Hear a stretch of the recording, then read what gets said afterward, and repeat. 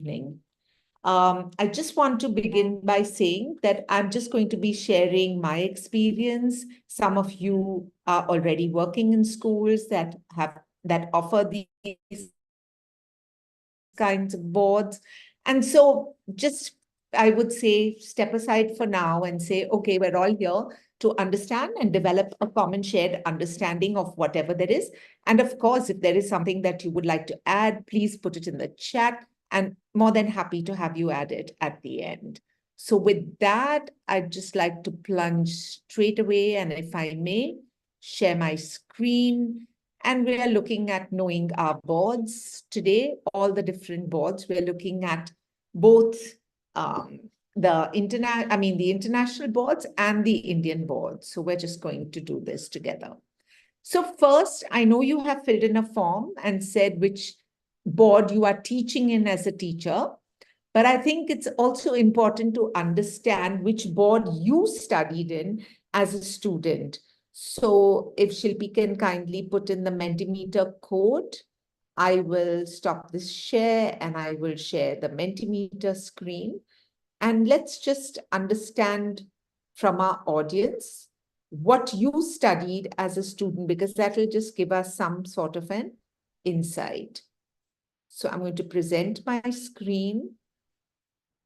There is a QR code, and you can either scan the QR code or you can put in the Mentimeter thing. If you can put it in Menti, we can see it visually. So if you scan this on your phone, we'll understand. And it's important to know because as teachers, we tend to teach the way we learned. So it's important to know what board we studied. You may be teaching in an IB school, but you studied in an SSE school. So we have 2 SSE right now. Yeah, so whoever's joined in, well, we've got SSE still. 70% of our participants today, those who registered, are from Indian boards, and only 30%, they're teaching currently in Indian boards, and only 30% are teaching in international boards. So those of you who've joined, welcome. If you can just scan the code or use the Mentimeter code, and just let's understand which board you studied in up to grade 10, not where you're teaching now. So for example, I studied in an SSE board myself, but I taught in ICSE, I taught in SSE for a little bit, I taught in Cambridge, and I taught in IB. So that's what is important. Okay, Neeti can't scan, so SSE would become 6. I'll just wait a couple more minutes and just see if anybody else, because we've got 5 responses. Okay, so Hetal also studied in SSE. Well, we have 1 ICSE here. And just a couple more responses, and then I'll move on in the interest of time. So, yeah, out of 24, we have 7 responses, but it's still largely SSE. I mean, please keep adding if you can. And I will stop this share and go back to sharing my screen. So here we go. Yeah, I trust that you can see my screen now. We looked at which board that sorry, I was just admitting somebody. So I'm just going to go back. Yeah. So we have largely people from the SSE board and 1 ICSE over here.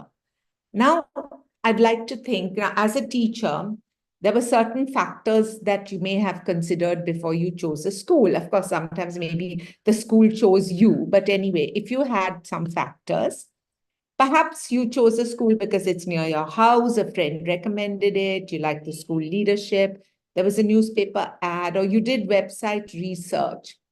Did you actually choose the school because of the Board of Education? We'll see. That could be one factor. You're an alumnus of the school. Sometimes we like to teach in schools which have been there longer from, in this city for a long time. The school has a good reputation, good exam results, discipline, or if there's any other factor. So similarly, what are the factors? And let's share on Mentimeter again. The code is the same, 181867113. I will go back to my Menti screen. And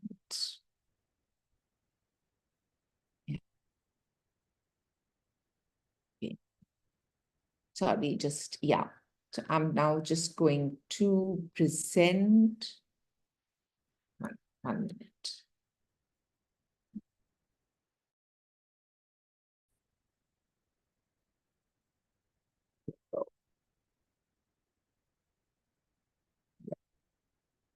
So if you can perhaps type in, what are the factors that influenced your choice of school? We don't have any responses yet. Those of you who've come in can also participate. It's absolutely fine. Why did you choose to work in that school? We put in some things like a friend recommended, you were an alumnus, the principal asked you, okay, reputed school is what one response is. We'd like to have responses from the audience, and I feel as if I get to know you as well and you're participating. So do try and respond if you can.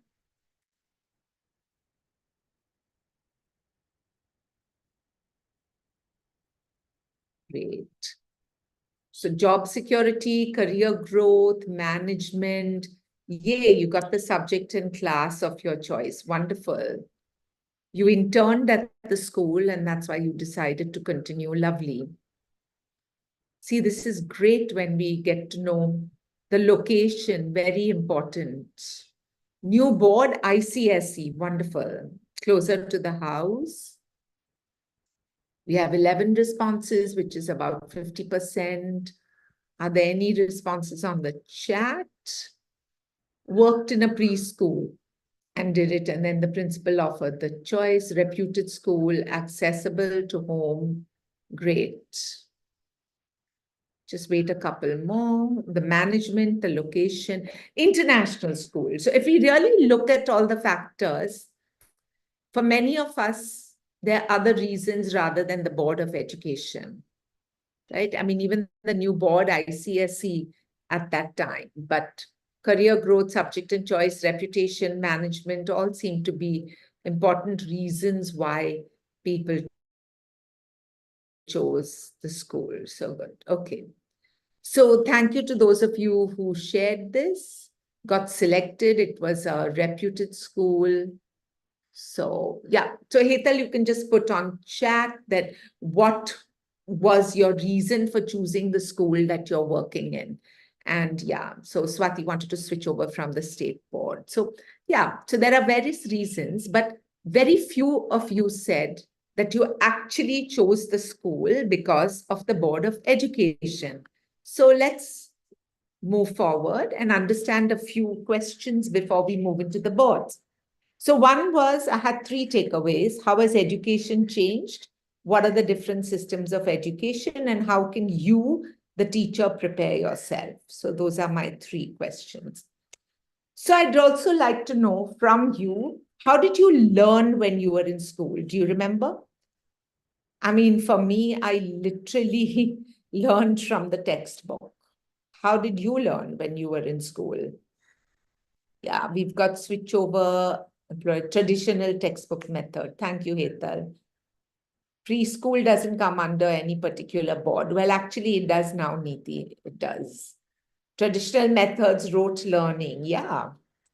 And there's space for that as well, Kalpana, because if you're a good rote learning, if you're good at rote learning, you can get good marks from the textbook, traditional method, rote learning. Great. So I think that's pretty much the majority. But how do you think children learn today?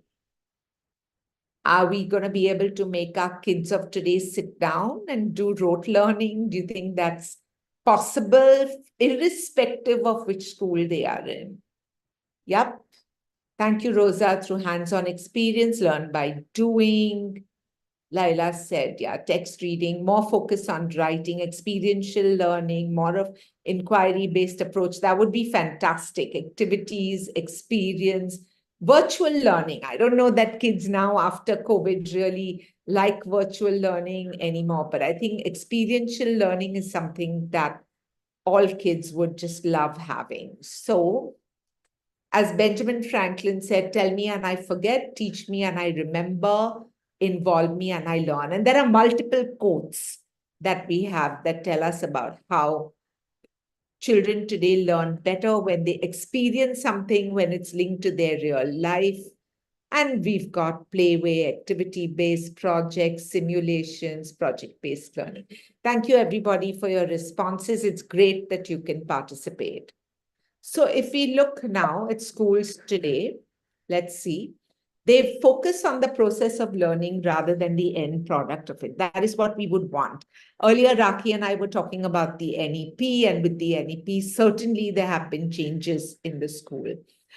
And so now schools use active methods that require rediscovering or reconstructing truths. Truths are universal, as those of us who've taught theory of knowledge in the IB know. So we just rediscover it. And whether it's the Pondicherry method of teaching, it's usually said that everything is within us. We just reconstruct it or we rediscover it. So whether international, whether our own ancient sages, what knowledge is there is within us, we just uncover it. So in schools today, we hope that there are collaborative as well as individual activities so that kids develop their social skills. And when we present problems to them, we devise situations that present useful problems. I want to put a caveat here that we devise situations that also present developmentally appropriate problems, because we have to figure out what we're teaching at which grade level. And so that was the next part, evaluate the level of the child's development so suitable tasks can be set. So today, I'm sure you'll find this funny. Expecting a kid to learn only from a textbook is like asking them to look at a travel brochure and calling it a vacation. Yes, I know that so many of us have just learned from textbooks, but then at that time, things were different and now things have changed. So the purpose of school is to prepare students for a world that we cannot envisage. We don't know. If somebody has gotten into school today, well, 10 years or even in 2024 June, 10 years or 12 years from now will be 2036.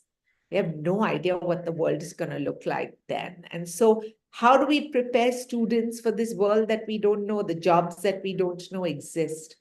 And so what would really be useful then is if we can prepare students to think rather than remember. I think that is where they would learn, if they've learned the thinking skills, that would certainly be more useful than just rote memorizing the way that we had learned. So coming back to the slides, we're going to look just now very quickly at all the systems of education. We'll start with the Indian systems. I'll go very quickly through that because most of you have experience of it. And then we'll talk a little bit about Cambridge, which offers IGCSE and A levels. And we'll also talk about the International Baccalaureate. So I've just put some information about the SSE board to begin with. And you can see the number of students, about 17 lakhs for SSE, 15 lakhs for HSC. And there are 23,000 schools for SSE and 10,000. And it's Maharashtra that has the junior college concept in the entire state. So you can see just how widespread the SSE board is. There are so many subjects. There are 3 languages with math, science, social science. And then there's an optional subject. You can see the different branches and what the schools offer. So this is just literally SSE at a glance. If I come to ICSE, it was the Council for the Indian School Certificate Exam. And my parents at least studied what was called Senior Cambridge. And so the ICSE board was replacing the Senior Cambridge. It started as the ISE board and then moved as the ICSE board.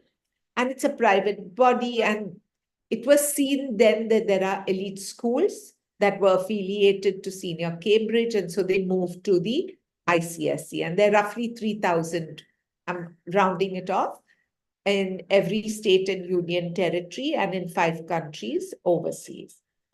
So for the ICSE exam, you have the compulsory groups. In group 1, you do just 2 languages and history, civics, and geography. And then in group 2, you take any 2 or 3 subjects and you take any one in group 3.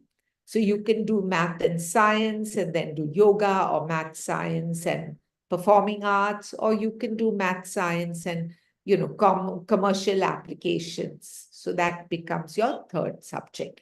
There's always, when you want to get into college in 11th and 12th, there's always something or the other that happens during admission time, where the government comes up with something, the schools come up with something, and then all the admission criteria move back and forth. So that's SSE and ICSE. CBSE, I'm going to go through very quickly. It's got the strongest all-India presence, and they're affiliated to those who have transferable jobs, and there are more than 27,000 schools and also 150 schools outside India, including Dubai and other places. And the important thing is that they use the National Council for Education, Research and Training, that's the NCERT, textbooks. I have seen them myself, and I must say that those textbooks are some of them are pretty good, and they're, well researched. And so that's why I think they literally, and they do, because it's centrally controlled, they do a lot of research into what they have, and the principals and so on do their training in IIM Ahmedabad and so forth. And typically here are the languages, and they have formative and summative assessments. And the medium of instructions is generally Hindi or English. For ICSE, it's English. And for SSE, it can be in your own language, your mother tongue or Marathi or Hindi or English. Whereas over here, being a national board, it would be either Hindi or English. So I'm just going to wind up on the boards that are Indian boards of education. And if there is any burning question, we can take it on the chat, or we can just wait until we complete the international boards. I think Indian boards of education would be pretty contextual for most people because we've studied there and we are also teaching in boards. So I think let's just move to the international boards. So I'm beginning with Cambridge, and Cambridge has a pathway. So just to tell you that, yes, there is also the early years curriculum, which is age 3+. And there's 6 curriculum areas, including the personal, social, and emotional development. And then you move to Cambridge Primary, which has got 10 subjects, English, math, and science, that goes up to grade 5 or 6. And then you have the lower secondary, which is typically 6th, 7th, 8th, where there are 10 subjects with English, math, and science. And then you come to the last 2 years, the 9th and the 10th, which offer the IGCSE. There are lots of subjects, we'll come to that. And then finally in the high school, you have the A or the AS level. So this is pretty much the pathway that Cambridge offers. It works with more than 10,000 schools in 160 countries around the world. And Cambridge prepares students for life, helping them to develop an informed curiosity and lasting passion for learning. And the programs stretch, challenge, and inspire students of all abilities. They develop deep subject knowledge, conceptual understanding, and higher order thinking skills. And of course, the qualifications are widely recognized by universities and employers around the world. So coming to the subject choices, yes, in the primary and lower secondary, you have 10 subjects. At the IGCSE level, there are 70 subjects that go from A for Afrikaans and Z for zoology, literally. But I think we need to be really practical, okay? It would be almost impossible for a school which has even 200 kids, even if they have in the 9th and 10th, let's say 100 kids, to offer 70 subjects. So, and also some of those subjects are languages which would not be relevant. So I would just say that typically schools would offer English language is compulsory. I am a personal believer that everybody should do English literature before they complete grade 10. So I would certainly have English literature as an option. One can do the three sciences as three independent subjects, or you can do combined sciences where you add two of the sciences together, or you can just have all three of them. But I think typically, if you're going to be a science student, it would be best to take all three. But at the Cambridge level, for example, somebody could do physics and chemistry and drop the bio if you do it as independent sciences. And then schools typically choose economics or business management, and then they like to choose either design technology, or they would choose performing arts or visual arts or something like that. So as you can see, there is a menu. It's like when you go to a restaurant, you have 10 pages of a menu, but you certainly can't eat all 10 pages of the food that's offered. So similarly, although Cambridge offers this large number of subjects because it's a global curriculum, the schools then pick and choose whatever combination works for them. The programs are flexible, so teachers use examples that are relevant to the students' local context and culture. And they learn English, they learn in English. And so the assessment is accessible to speakers of English as a second or foreign language. What this just means is that in the examination, if the concept comes across clearly, the student is not going to get penalized just for a spelling error, as long as it is conceptually okay, or for some kind of a grammatical error. So that's how there is inclusion and diversity with the Cambridge program. There are lots of teaching and learning materials. Cambridge and the British are so structured that honestly, the schemes of work and everything that are provided are really very, very useful and very good for the teachers because there are lots of lesson plans that are available. There are textbooks and publisher resources with Oxford and Cambridge University Press. And there's lots of material and also the teacher support site that can help you. You will get your candidate responses. There are standards booklets and marking schemes for every subject. There will be multiple exams. And so you as a teacher will get to analyze what are the different candidate responses, and that can really inform your teaching. And there are mapping documents to explain how the resources support teaching. So I have to say over here as a caveat, even for the ICSE, I'm not very sure about CBSE and SSE, but I'm almost sure there ought to be. There are examiner materials. So if, like, for example, many of us in ICSE schools were also examiners. So we understood how the exam paper was graded so that that could inform our teaching. So teaching that is graded by assessment. But the Cambridge gives you this, provides this, and it's very useful having this so that you can plan your teaching. So those are your basic exam preparation materials. When you become an IGCSE teacher or a Cambridge teacher, there are regular training courses. These can be face-to-face, online, and webinars. And so what happens is the knowledge and the skills you need will be there for you, and Cambridge offers professional development qualifications to help develop teachers' thinking and practice. And so how does the Cambridge program work? Cambridge designs the program starting by identifying what a student needs to learn. Students have to demonstrate understanding and the core knowledge of a subject. And exams are there to recognize, reward, and encourage learning. And there is a flexible assessment structure that maximizes time for teaching and learning. So there's here a very short film, which I'm going to make sure that you will be able to hear the sound. Yes. And I have a disclaimer over here. This film does not include the early years, but I took a very conscious decision because when I looked at the updated film, I thought the one that was a little older without the early years summarize the Cambridge program a little better. So it's my disclaimer, and that's why I'm just going to screen the older film, not the newer one, which includes the ECE. So ECE is missing, but right now it's part of Cambridge.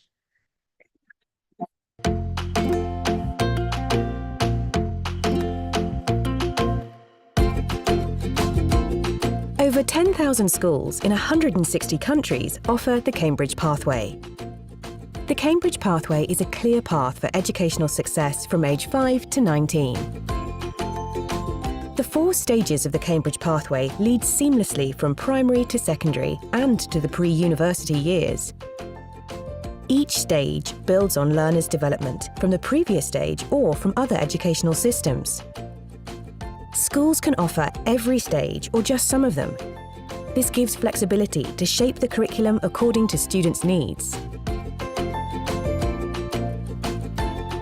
Cambridge Primary is typically for learners aged 5 to 11 years and develops skills and understanding in 10 subjects, including English, mathematics and science. Cambridge Lower Secondary is for 11 to 14-year-olds and also includes English, mathematics and science. Cambridge Upper Secondary has over 70 Cambridge IGCSE subjects and over 40 Cambridge O-level subjects to choose from. Cambridge Advanced is typically for learners aged 16 to 19 years old and offers Cambridge International AS and A-levels. Cambridge Global Perspectives is available at every stage of the Cambridge Pathway. This unique programme develops critical thinking, research and collaboration skills. Professional development is also offered to help teach the Cambridge Pathway.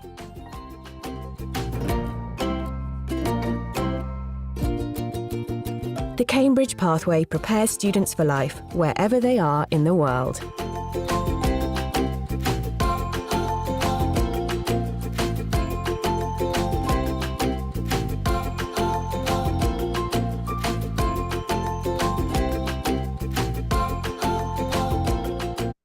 So this was just a brief overview of what I had talked about. Of course, there is much more, but I just wanted to share with you that this is what the Cambridge offering is.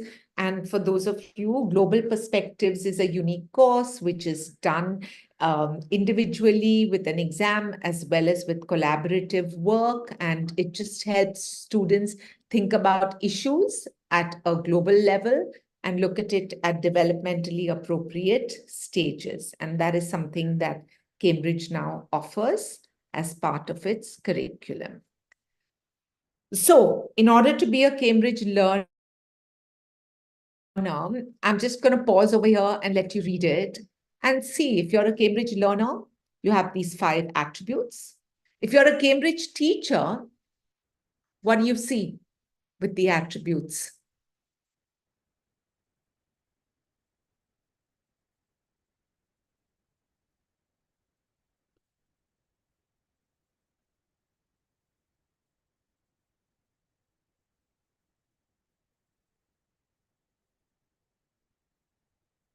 Anyone? Either unmute or put it on chat. Are they particularly different?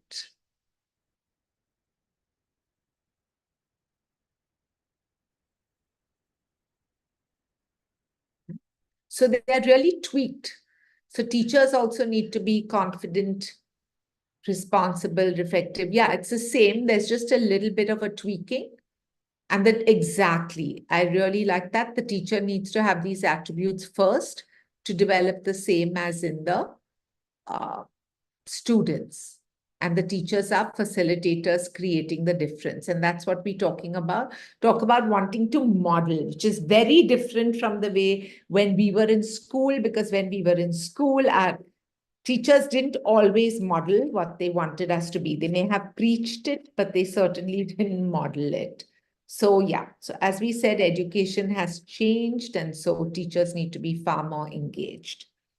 So I just have about a few more, maybe 10 minutes or so to talk about the International Baccalaureate, which is the IB board. So I'm going to go through that. as well, and then we can take questions. So let's start with some facts and figures. And as of October 2024, over 8,000 programs were being offered across over 5,900 schools in over 160 countries.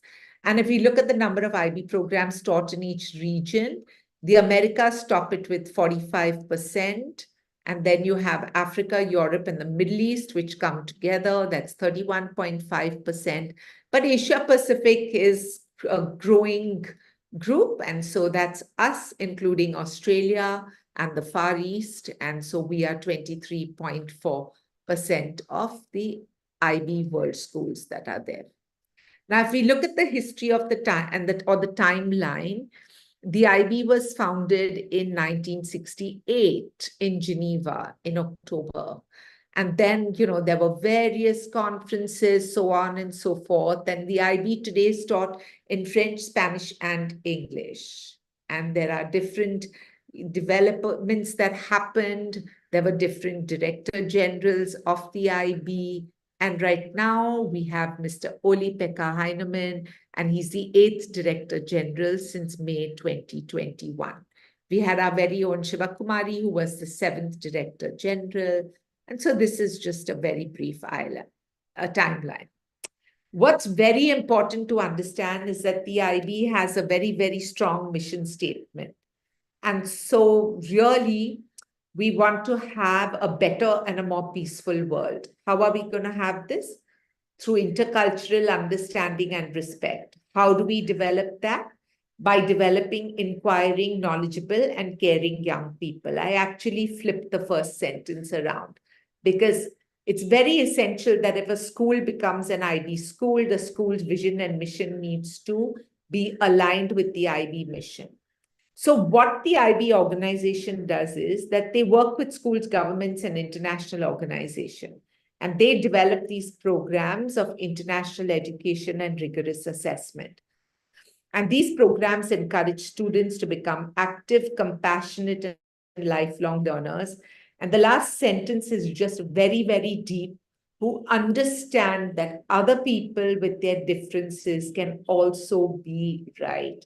If only we could have this very simple understanding, I think we would have less of the problems in the world that we have today, where we are able to look at other people's perspectives and just let everybody be. So towards this end, there are 4 different distinct programs of the IB. They go by color. It's called the IB Continuum of Education. I'm going to very briefly talk about each one.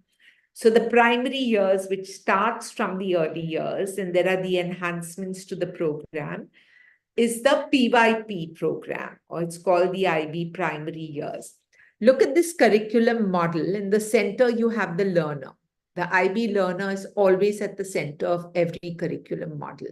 So in this yellow model, there are the approaches to teaching. You go around the concentric circle. So from the learner, the approaches to teaching, learning, concepts, and attitudes that we want to develop.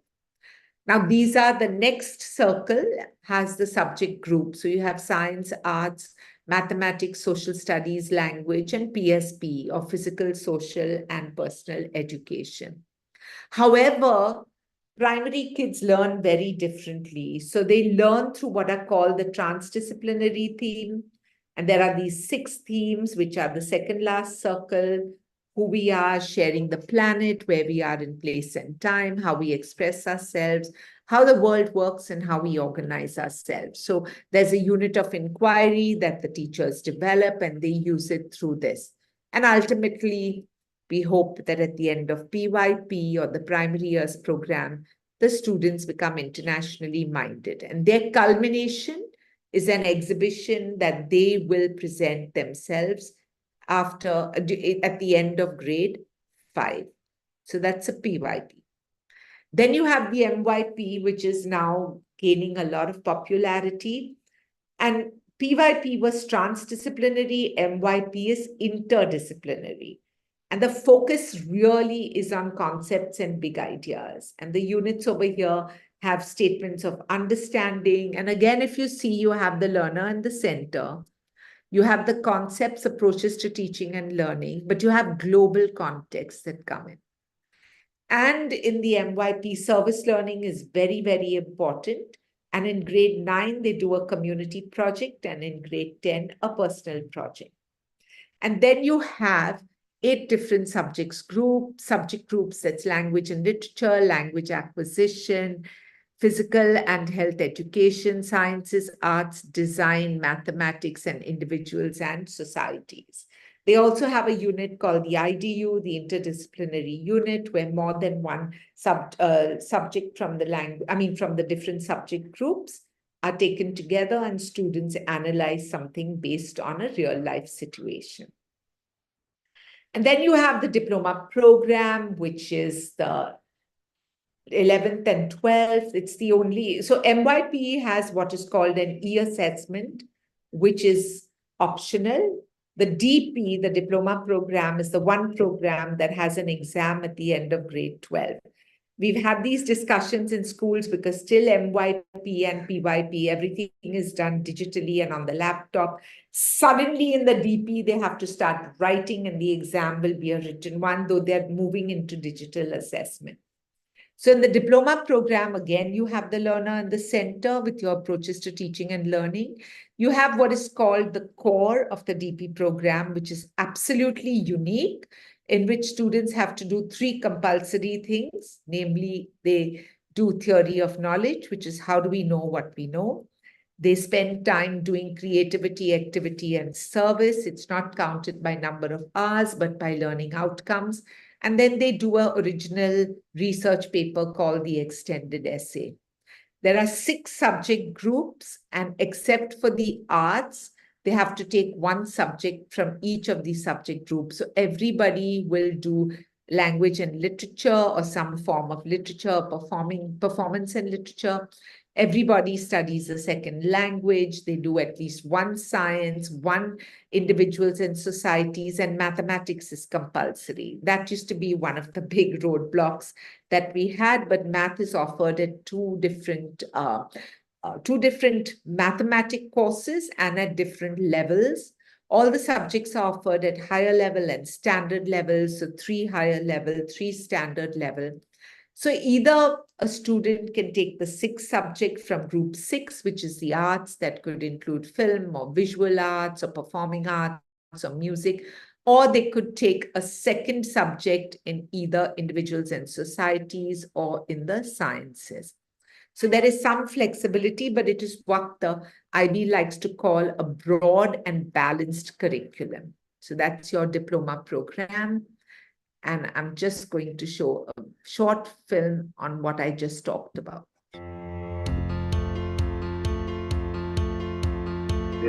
The International Baccalaureate is a global learning community of inquiring students, passionate educators, and engaged parents. Around the world, more than 4,000 schools offer a different kind of learning experience, where we all strive to be open-minded, inquiring, risk-taking, reflective, principled, and caring. 4 programs of education for 3 to 19-year-olds make up the IB continuum, challenging learners everywhere to excel in their studies and personal growth. It starts with the primary years program, which sets up the IB's youngest learners to be curious and self-motivated, both in the classroom and in the world outside. When I researched the IB, I was by far the most excited about it. And it was really the focus on, I'd say, the social emotional skills and the deeper level thinking skills that I felt there was such an emphasis on, the critical thinking, the reflection. I think it's just maybe a better person in general. I'm open to new ideas, I'm more caring. I remember I have to do this better. It's like, let's say I'm nervous, I have to be more of a risk taker. If I am being kind of mean, I'll say I have to be more caring. The Middle Years program encourages learners to make practical connections between their studies and the real world. I honestly think the most important skill we're learning right now is analyzing, because not only do you analyze poetry or a text, you also can use it to your daily lives. Like at a situation that you can't understand, you can sit and break it down into how you can deal with the situation, how you can solve it. In the MYP, students are connecting what they are learning to real life. So it makes it more relevant for them and more meaningful. The diploma programme develops students who are able to flourish physically, intellectually, emotionally and ethically. I feel like if I had gone to any other school, I wouldn't have gotten all this training, I would say, in being aware that there are people out there that are different from me. And I feel like it's really helped me to understand these differences. And I feel like after IB, I can go out into the world and be successful wherever I go. They're going to go into the world and they're going to be successful, but that success is for others as well. You know, they want to be successful for the community, for the world. It's not about personal gain all of the time. And so they're going out with a sensitivity as to their role in the world. The career-related programme equips learners with a combination of academic, practical and emotional skills for the modern world.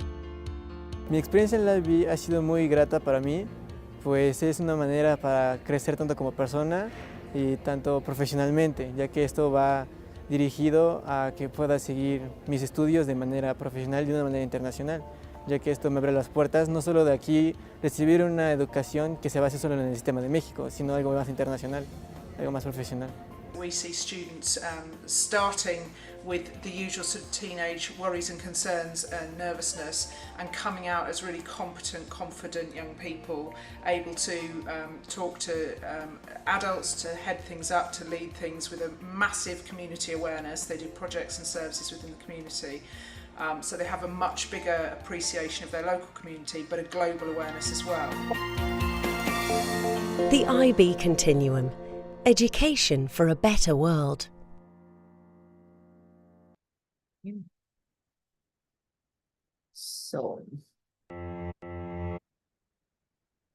So this we come to the end. I'm just going to show my 2 or 3 slides and I will take questions. So this is a question that I would ask you.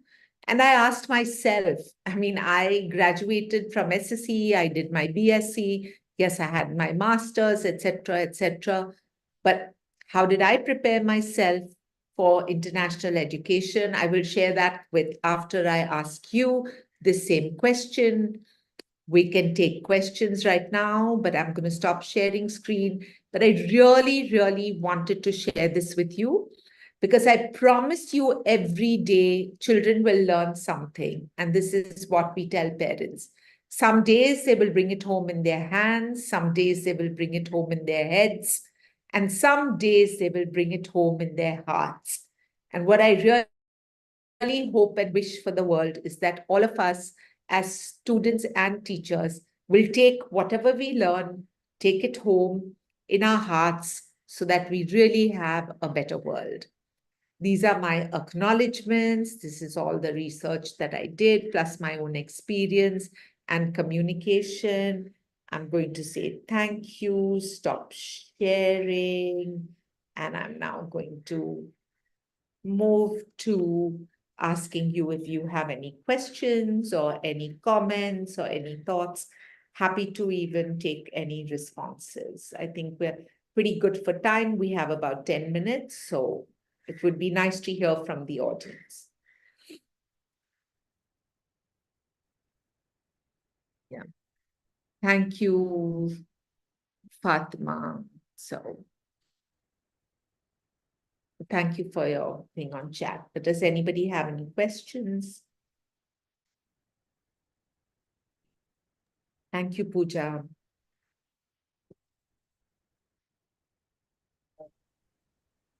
So, since there are no questions coming up, just want to understand, okay. Are there training programs for independent educators? You mean for Pooja for the IB? Yes. Okay, so yes, I mean, as an independent educator, you can certainly go Sunita's, yes, the same thing. You can go there and but they're very expensive. They are over $900 for 3 days. And so if you're not with the school, then you will have to pay for this yourself. So, but nobody is going to stop you from doing it. But those teachers who are in a school, it's mandatory that they have to be IB trained before they continue, whichever level that you are in. How far do the Indian universities accept IB? Completely. Completely and totally, because I've had kids who finish the MYP and they go for 11 and 12 to the colleges. And I've had many kids who complete the DP who have gone into college as well. It's just that the kids who want to do medicine, it's a bit of a struggle because the IB exams are in May and so are their entrance exams. And it just becomes too much and they take a gap year. And honestly, it's just an Indian mentality that you don't take a gap year. I don't think it really matters because you get so much more of an experience of the real world before you're able to do this. Yeah. Okay, so thank you to Kaiser and thank you, Rosa. I'm glad that you've understood it, but it was very much just a glimpse because we just literally touched the surface of all of this. And you're currently teaching in 11th and 12th, and you want to teach global perspectives. In a CBSE school, it would be a little difficult to teach global perspectives because you will not get access to the syllabus material unless you are part of a Cambridge school. But however, I would say that if you do, I mean, today with Google, you can find everything, you can see. But in order to get the syllabus and to get the material, you would have to be affiliated to to a Cambridge school. You can't just get it. Thank you, Sundra. Thank you, Sunita. Ma'am, sorry to interrupt. I have a question. Yes. Yeah. So, firstly, thank you for such an informative session. It was really good to hear about all the boards at just one glance. Even a bits of it, it's really informative. I wanted to know, like, as teacher, currently I'm working in IB board, but is it possible, like, if as a teacher, if I want to explore all the boards, like even from IB, if I want to switch to IG board, to just get a feel of it, like how does it work? Because until even as teacher, we work into different boards, we are not going to get an idea which one is it. So I'm also a fresher right now. So I haven't found my place as yet, like which board is something which where I can fit into. So is it possible, like if I switch the boards just to get an experience, will it? So I mean, I don't know. Yeah, no, so I have to ask you a couple of questions, and that is Yeah. that which grade level are you teaching? I'm currently teaching in kindergarten. So you're right in kindergarten. So at the kindergarten level, if you're using inquiry and playway methods, I don't think there's going to be much of a difference. Remember what I started out with, Yes. how children learn today. So I Yes. think, you can see wonderful schools that are from the Indian board, but they really adopt the inquiry method. So it's really at the higher middle school onwards that the modification takes place.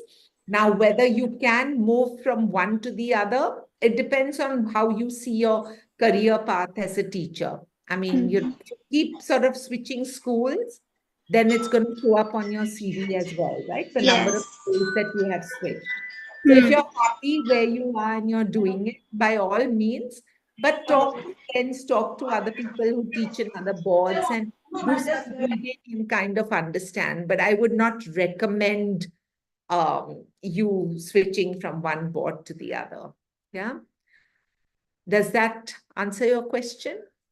Yes, ma'am. Thank you so much. Thank you. Sunita asked about how a teacher gets into an IB board school without any IB qualification. So it's chicken and egg because when we started out, none of us had IB qualifications. We all got it along the way.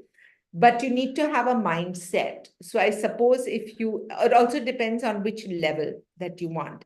Can you also, Sunita, share which grade level you're looking at? Then I would be able to share a little more specifically. Secondary, are you talking about 9th and 10th, or are you talking about 11th and 12th?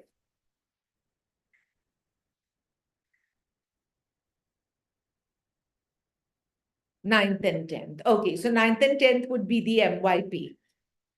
If you really want my opinion, that's the most difficult board to teach, the 9th and 10th, because it's interdisciplinary. So you really, it's very exciting. I just love the MYP because I think that students really learn conceptually, but you as a teacher have to be willing to put in a huge amount of effort. So one, you need to have subject expertise. So for example, if you want to be a math teacher, then I would recommend that you're very comfortable and very confident with your math skills, and that you're willing to learn beyond the beyond. And it is actually up to the school. I mean, honestly, when I was principal of schools, it was very difficult to get teachers who were so-called Ivy trained. But, you know, we did this in 2009 and 10. And so at that time, we all got together, we put our heads together, we literally broke it together, but we survived and we all learned together by reading and having the mindset. So it'll all depend on whether a school is willing to give you that opportunity. But I would say you as a teacher, read a lot and try and understand and gain, you know, like develop your own skills so that when you go for your interview, you're a little more informed. Yeah. So yeah, thank you. I think we're pretty much at 6:57, Raki. So Yeah. So that one question remains, that how did you prepare yourself? Yeah, how do you prepare yourself? Correct. Nobody has answered how they think they can prepare themselves. They can put them into chat. I also would love to know, how did you prepare yourself? How did I? By being totally open, reading. There's a lot of material on the website. And honestly, just believing in the philosophy.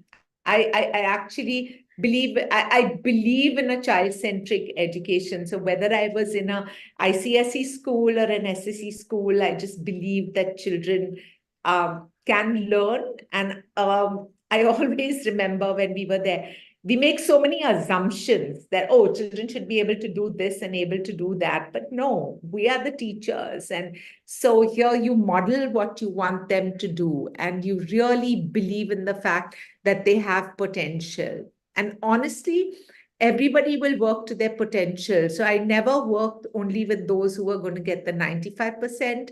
But I also worked with those who are middle of the classroom. You just encourage them, love them, hold them. And literally, as I said, with your heart, you would learn. But then, of course, there was a lot of reading and a lot of understanding, and the IB framework is very complex.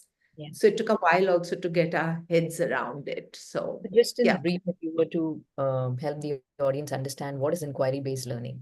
In brief, I know what is inquiry-based learning? There's like a whole lot of things. Yeah, just in brief.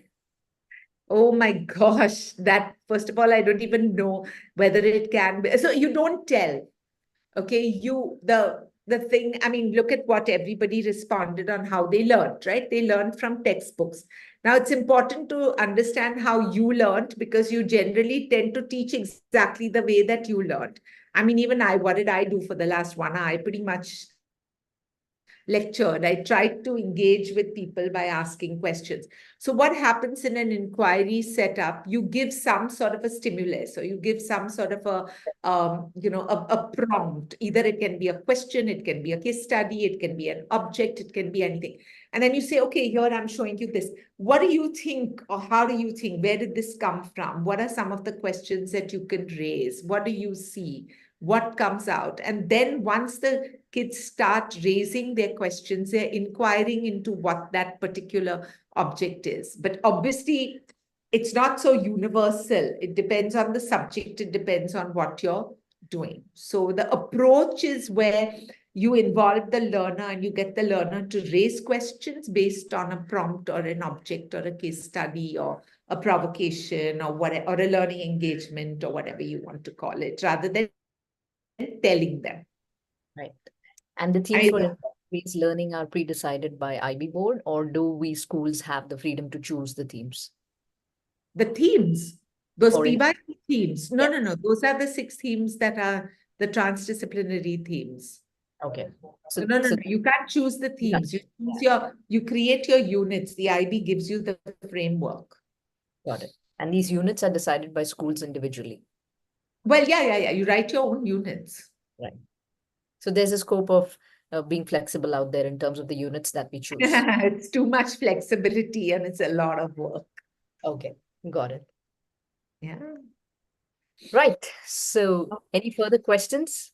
So, even on YouTube, what the teachers were asking was that, the same question for training, that if teachers were to prepare themselves to enter an IB school, then what is the kind of training that they need to go through? So we at THT, we were planning to actually introduce a preparatory course for international readiness, because we thought that a lot of teachers that come on our platform are looking at working in international schools. So that's something that, was brewing, and, we were discussing with a few IB educators, and a lot of IB heads that we got in touch with are also of the opinion that, yes, if teachers do like a basic course and then come to us, it becomes easy for us to kind of mold them into our curriculum. So that's something that, we are also looking at ideating and developing, and maybe in the near future, a couple of months, if everything goes well, we will launch it for our audience. And apart from that, as you rightly said, that IB board has their own trainings, which are expensive. And as an educator, nobody can stop you. You can go for those trainings. And that's like around $900 that you got to pay as an educator if you're not a part of IB school. Otherwise, if you're a part of IB school, that becomes mandatory, and it's something that's taken care by the school then, right? Yeah, absolutely. But I also want to have a caveat over here. You can do your international ready curriculum, but it will not be accredited by the IB. Right. Right. Okay, so like those of us who run workshops and who do all of this, we're all IB educators, but we run this for the IB, and so it's done through that platform. So yes, you can look at international readiness as a concept and have IB educator, if you like, getting IB educators on board, but it's not going to be mandated or accredited by the IB. But again, you have a deeper knowledge. So like, for example, in the B.Ed colleges, they have a section on international education. So the kids know a little bit about what it is, but they don't really have a deep understanding because it's not taught by IB educators. Right. Great. Yeah. Lovely. I think the next session we should have with you is about inquiry-based learning. How do you do that? I think that would be great. So lovely. Thank you so much for being patient so and answering our questions. And I think these kind of dialogues are really, really required for the teaching community. And this time we also kind of shared, with a few homeschooling parents, and we said that, okay, in case you would like to attend, then please do come and attend. But the whole idea about here is, first understanding the concepts, what differentiates one board from the other, and then taking a call as to what is suitable for your child. One last question in terms of what I usually, get faced with is that as parents, as teachers, of course, guide parents, but as parents also, they have this pressing question that which board is suitable for my child. So that's like, even before the child is born, the research has started as to which board is suitable for my child, whether I should go with CBSE, IG, IB, which one is suitable, what are the career options. If my child wants to become an engineer, should I go with IB or should I go with CBSE? So it's like, the parents have those kind of 12, 15 years down the line thinking, whereas we don't even know what's going to happen in education in like 2 years down the line. So if any, light can be thrown on I that. would just flip it by saying which school is suitable for my child. I don't think the board matters as much. It does to some extent, but that's okay. I'm an SSE person. I graduated with SSE. My husband did ISC. My one kid did IBDP. The other kid did ISC. I don't think it really matters. You have to look for the fit of the school. And honestly, there's just too much of this of external factors, because what do we want? We want our kids to be happy. And if we can just find a school where our kids are happy, and when a parent says, oh, da da da da da, but this is a more reputed school, but my daughter's so happy, she has her friends, she has a social life, I'm like, just leave her. Just leave her. So yeah, yes, Neeti, thank you for giving your thumbs up. I think just being happy and satisfied with where we are has so much greater value than any tick marks that we may give in our lives. So I would say, see the school, look at your practicalities also. I mean, do you want to find an IB school where your child is going for 1.5 hours every day in traffic and coming back 1.5 hours? Do you want to go to the neighborhood school around the corner and say, okay, it's whatever? And it doesn't matter, even if you go to the neighborhood school, fine. You may not be rubbing shoulders with all the professional, intellectual elites in the world, but you learn how to relate to a diverse group of people, and you learn how to understand that everybody has a perspective and we all contribute to the world and the humanity that we have. So I don't believe in this whole thing. I just think that what you do with your heart and your intention is where you put your attention. Wow, lovely. I'll remember that. I'll write that down. What you do with your heart and attention? No, what you do with your heart and intention, you put your attention. Right? Yes, put your attention on that, right? And then you know that you're going to be okay. Great. Thank you. This is lovely, lovely, lovely interacting. And thank you for the informative session. For those of you who would like to watch a recording, it's already, we were live on YouTube. So I'm just going to be sharing the link for the recording. Just a moment. Let me share the link so you can probably reflect on it once again. Here is the link. And for those who are yet not our members, we have a pro community, which is a dedicated community of educators for where we actually invite educators to be a part of the community. And as a part of the community, there are a whole lot of advantages. So Barira, you can share the link and help the educators go through the link in case they would like to register themselves. It's a lifetime subscription. And once you are a member, you are eligible for all the benefits and all the whole lot of things and initiatives that we keep taking from time to time. So in case you find it worthwhile to be a part of a like-minded professional community and network, then you should be a part of that pro community. And that's it. That's about it. Thank you so much for joining today. And it's been a pleasure having you, ma'am, over here today and sharing your insights and your experience. It's always, we are always hungry to know more. So I'm definitely going to connect with you once again. So great. Thank you so much. Thank you, Rakhi.